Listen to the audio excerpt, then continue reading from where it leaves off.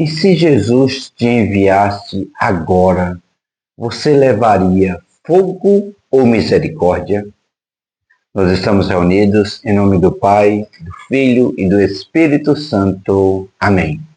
Meus irmãos e minhas irmãs, hoje, nesse último dia do mês de setembro, nós celebramos São Jerônimo, presbítero e doutor da Igreja, homem da palavra, que nos leva a lembrar o valor de ler, traduzir e viver as Sagradas Escrituras. São Jerônimo viveu a convicção de que a palavra transforma comunidades quando é abraçada com verdade e coragem. Que sua fidelidade à Escritura nos inspire a deixar que o Evangelho molde não só nossas ideias, mas nossos gestos diante do mundo. Acompanhemos juntos o Evangelho de hoje, que está em Lucas 9, 51 a 56.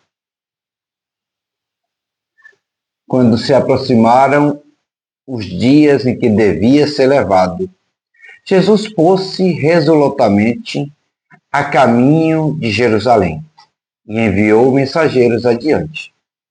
Eles partiram e entraram numa aldeia de samaritanos para lhe preparar hospedagem.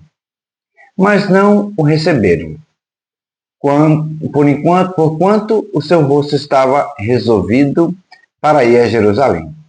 Vendo isto, Tiago e João disseram: Senhor, queres que mandemos que desça fogo do céu e os consuma? Mas ele, voltando-se, repreendeu-os, e foram para outra aldeia. Palavra da salvação. Glória a vós, Senhor. Meus irmãos e minhas irmãs, essa cena de hoje ela é muito intensa e curta. Jesus caminha resoluto para Jerusalém. Caminho que é caminho de verdade, caminho que é caminho de entrega, e mesmo assim encontra recusa. Enviam-se mensageiros, busca-se acolhida, a porta se fecha. E diante desse fechamento, dois discípulos, Tiago e João, têm uma reação que nos faz estremecer. Queremos fogo do céu para consumi-los. Pense um pouco. Há momentos em que a nossa fé se embala num erro bem humano. A vontade de corrigir, de punir, de fazer justiça imediata. E sem perceber, nós nos confundimos e pedimos medidas extremas em nome de Deus. O que Tiago e João pedem é o milagre transformado em arma. É o poder usado como espetáculo. É o juízo que substitui a misericórdia. Jesus, porém, se volta e repreende. Não é silêncio complacente. Não é conivência com a violência. É ensino que corta o espetáculo e reconduz ao caminho do reino. Ele já havia posto o rosto resoluto para Jerusalém. E esse rosto não era de revanche, mas era de entrega. A resolução de Jesus aponta para algo muito sério. Deus não se anuncia pela imposição do poder humano, mas pela força do amor que dá a vida. Você percebe o contraste aqui? O pedido de fogo quer visibilidade imediata. A atitude de Jesus revela que o anúncio autêntico ele exige humildade, paciência e, sobretudo, misericórdia. E aqui vem a pergunta que nos acompanha durante toda a nossa vida de fé. Diante do fechamento do outro, seja na antipatia, na exclusão, na rejeição, qual é o nosso primeiro impulso? Procuramos destruir o que nos rejeita ou procuramos encontrar moldes de continuar a semear? Quantas vezes nós, cristãos, somos tentados a responder à indiferença com retaliação, à crítica com sarcasmo, à exclusão com julgamento?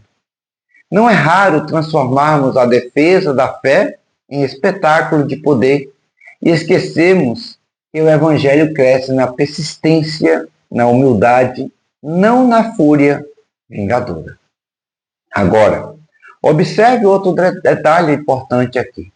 O texto de hoje diz que o povo não recebeu Jesus porque o seu rosto estava resolvido para ir a Jerusalém.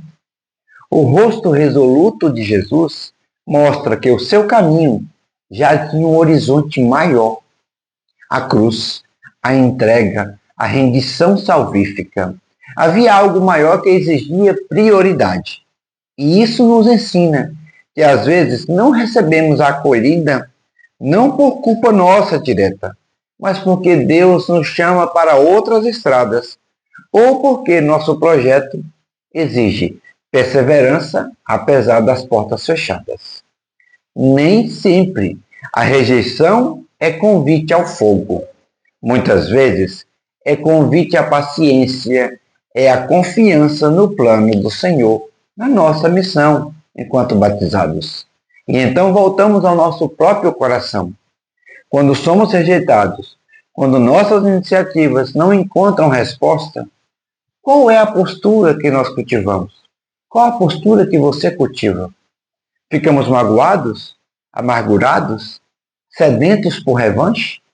Ou permanecemos fiéis, continuamos a semear, confiamos em Deus? A resposta de Jesus abre o caminho.